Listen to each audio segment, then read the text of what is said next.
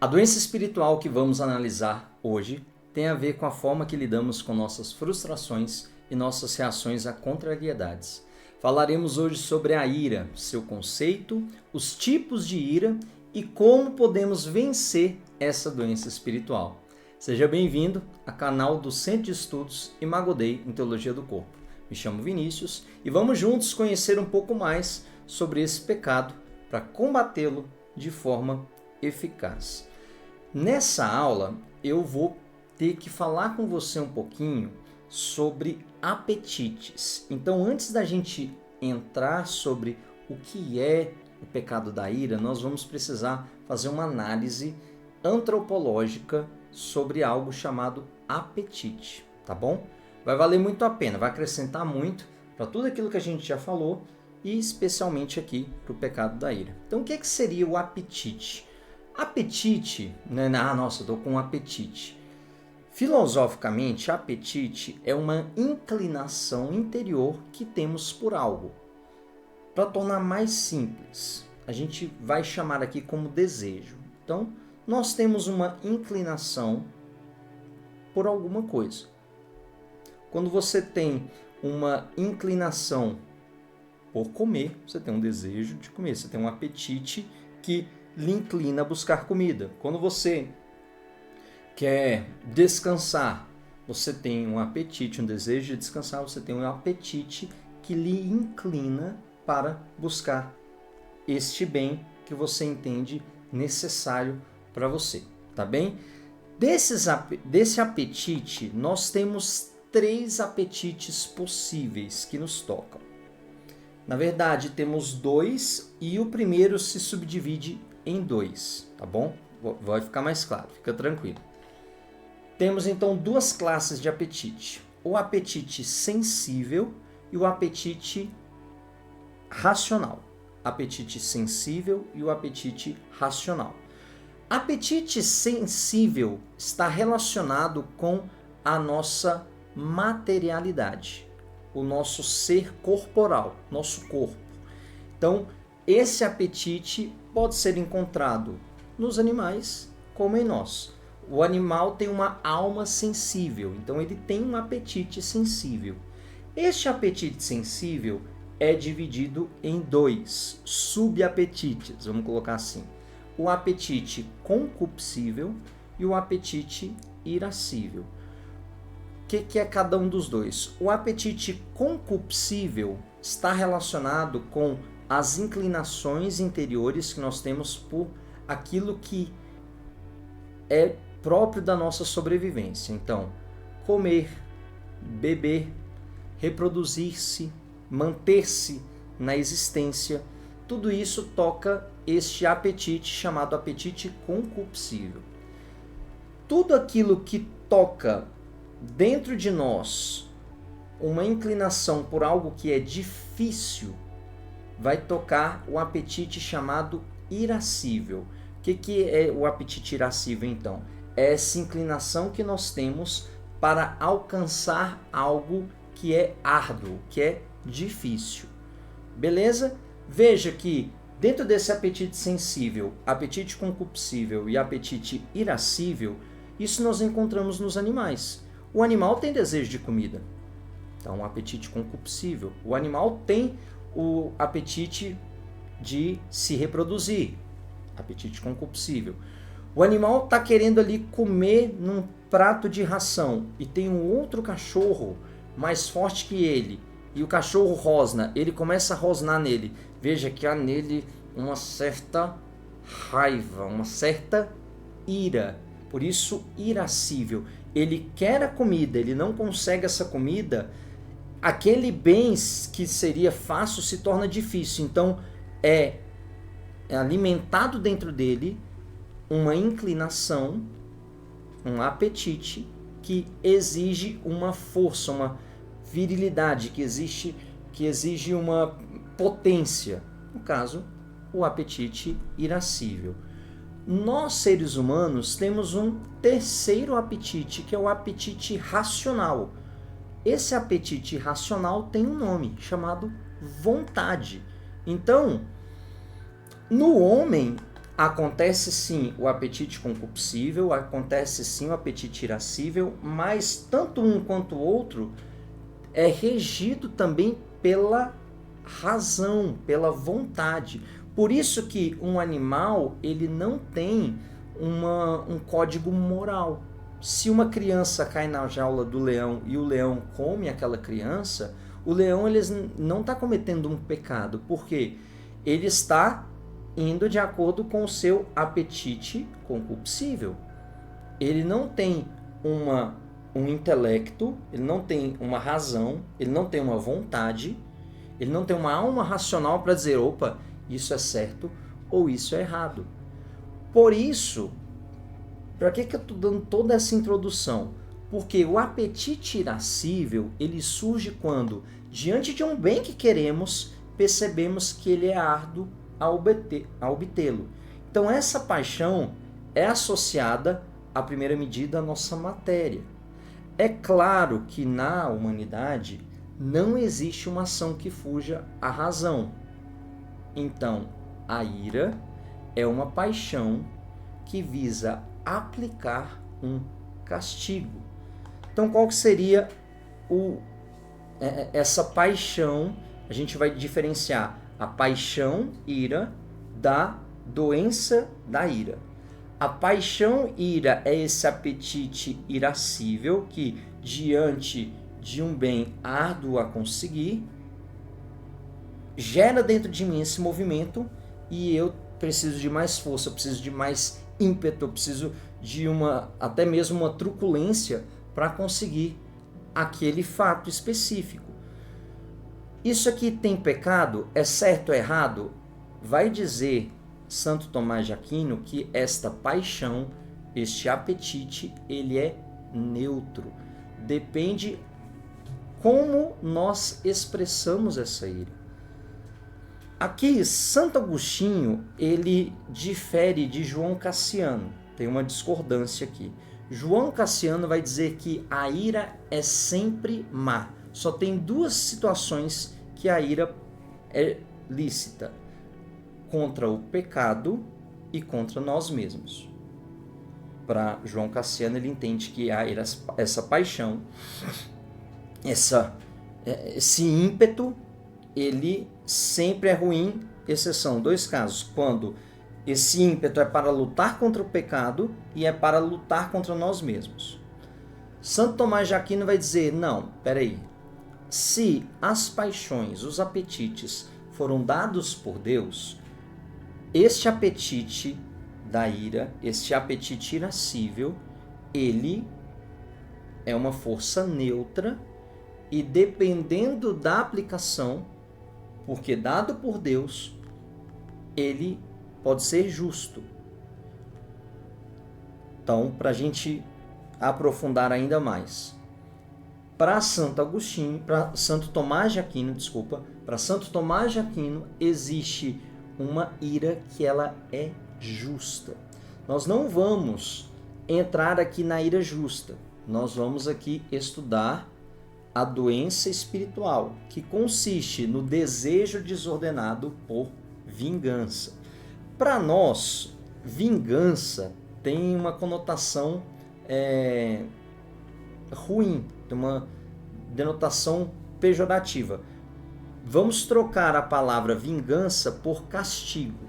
Então, quando acontece algo injusto, nós temos uma inclinação natural para que aquele algo injusto seja colocado de novo no trilho, ou seja, a injustiça cesse, ou seja, voltemos à justiça e aquele que cometeu uma injustiça seja castigado, ou seja, que ele pague por aquilo que ele fez. Beleza? Isso aqui é normal, isso aqui é bom, isso aqui faz parte daquilo que nós somos. Alguém cometeu um erro. Por exemplo, um ladrão roubou o bem de alguém. Ele precisa devolver o bem que ele roubou e ele precisa pagar por esse erro. Ele precisa ser castigado. Para quê? Este castigo tem um caráter educativo, tem um caráter de Você precisa aprender que não pode fazer isso. O bem não é seu.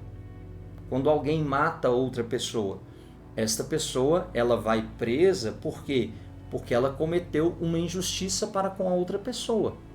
Então é necessário que nós nos inclinemos a essa pessoa, cessemos, no caso a injustiça. Aqui não dá para voltar, porque num homicídio nós não temos como voltar a pessoa que faleceu, mas nós temos que aplicar a justiça, dar a essa pessoa que é devido um castigo para que ela aprenda. A ira, a doença espiritual da ira, ela ultrapassa esse sentimento de justiça. Ele quer a vingança, ele quer o castigo além daquilo que é próprio para educar. Então, a doença espiritual da ira, o pecado da ira é quando nós queremos, beira o ódio, quando nós queremos o mal pelo mal. Nós não queremos infligir a alguém um mal para educá-lo. Vai ficar mais claro com este exemplo. Uma mãe, quando castiga seu filho porque fez algo errado, ela não está ali querendo o mal do seu filho.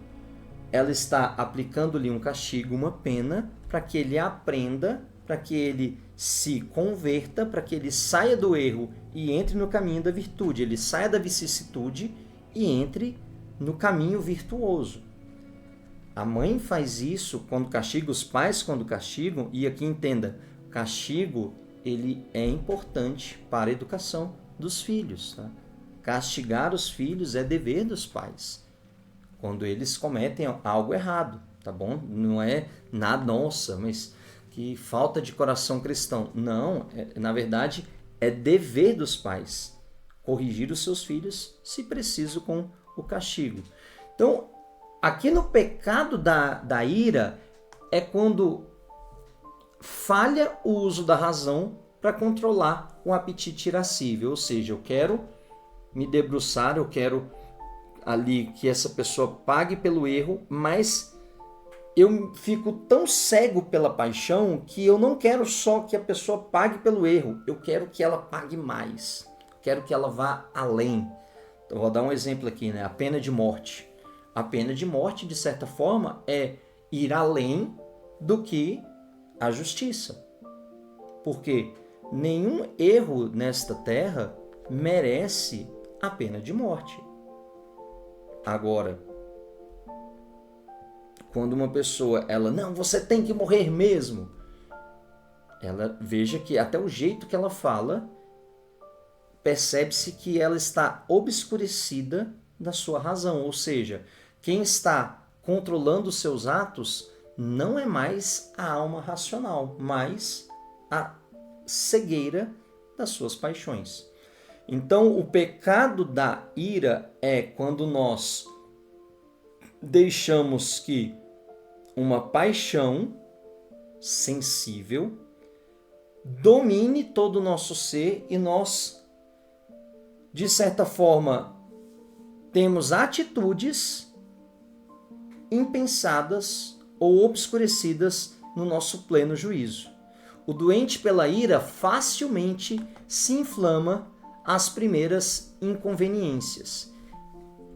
Aqui a gente precisa fazer um parênteses com relação aos temperamentos, Porque, graças a Deus, esse estudo dos temperamentos tem alcançado muitas pessoas e bendito seja Deus por isso. Entender os temperamentos ajuda a entender a si mesmo e é uma maravilha. Mas, infelizmente, existem algumas pessoas que usam o temperamento como um novo signo. Explico-me. É porque eu sou a pessoa, ela está vivendo a preguiça. Não, na verdade é porque eu sou fleumático. Isso é próprio do fleumático. Não, na verdade isso é um pecado que você precisa vencê-lo. Não, eu respondi atravessado, mal, porque eu sou colérico. Não, você respondeu mal atravessado porque você está, de certa forma, deixando com que a ira tome conta de você. É claro que para temperamentos mais quentes, no caso aqui colérico e sanguíneo, as reações a determinada situação vão ser mais rápidas. Para o colérico ela vai permanecer por mais tempo, para o sanguíneo vai vir rápido e vai embora rápido. Mas essa inclinação não é um álibi para que nós pequemos. Não é porque o sanguíneo ele é inclinado à alegria que ele pode pecar pela bufonaria. Não é porque o melancólico ele tende a guardar as coisas que ele tem o direito de pecar pela desesperança. Nunca, nunca isso. Nós precisamos entender os nossos temperamentos, as inclinações, especialmente as virtudes e as nossas fragilidades para que sejamos pessoas melhores. Então guarda isso. Temperamento não é álibi para pecado. Não é uma carta branca para você pecar, tá bom?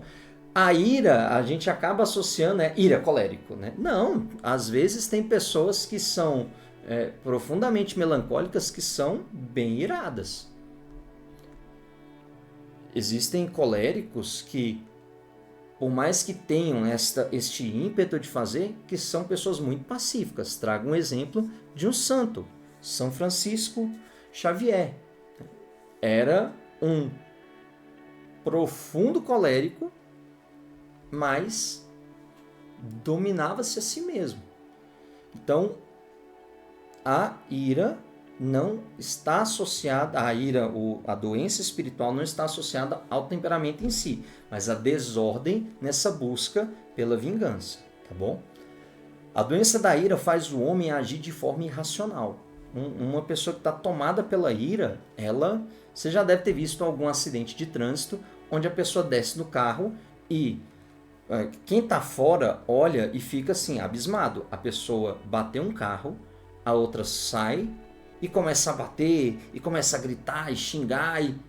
Gente, foi um carro, tudo bem. Vai ter um prejuízo, vai ter que consertar e tudo, mas não é para tudo isso. Então, entender a ira é mais ou menos, a gente precisa sair e imaginar a situação, porque quando nós estamos inseridos, nós não conseguimos ver de uma forma imparcial. Não, mas foi isso mesmo e tudo. A gente precisa, peraí, se eu estivesse fora dessa situação, e aqui uma ajuda, né? Sempre para poder vencer este pecado, essa doença espiritual. Quando uma situação se apresentar a você, imagine, peraí, se não fosse eu, se eu estivesse vendo essa situação, como eu agiria? Isso ajuda a controlar. Quero dar um exemplo aqui, 2 casos, a mesma situação. Você está no ônibus, alguém pisa no seu pé. 2 pessoas pisaram no seu pé. A primeira, você estava sentada ali, a pessoa pisou no seu pé e ela passou, a outra pisou no seu pé, ela passou. Você não viu as 2 pessoas. A primeira pisou, passou, você, peraí, você pisou em mim. Ela vira. Quando ela vira, você vê que ela é cega. Quando você vê que ela é cega, o que gera dentro de você? Nossa, né? Poxa, ela pisou no meu pé, ela provavelmente não percebeu que o meu pé estava ali. Né? O que foi? Não, tudo bem. A pessoa pede desculpa, desculpa, eu não percebi o seu pé. Não, tudo bem, tá tudo certo. Passa, né? Agora na segunda situação, você tá ali, a pessoa pisa no seu pé, assim, meu pé. A pessoa vira e fala assim, o que é? A nossa resposta é, a gente quer continuar ali a discussão, né? E os santos vão dizer o seguinte, nós precisamos aprender dos passos de analisar um ato, primeiro, conhecer o que está acontecendo ali, o que aconteceu.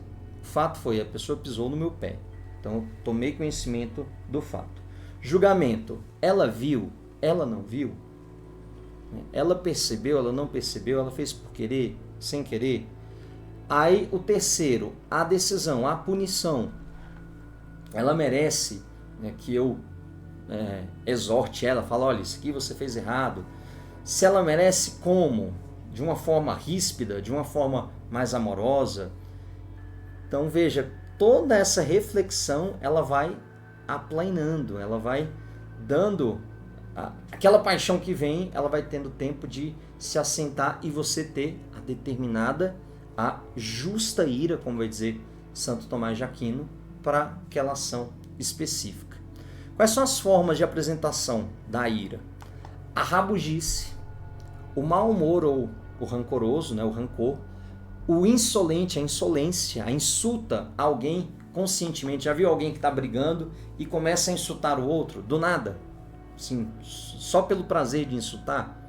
Aqui pode ser a doença da ira tendo esta vazão.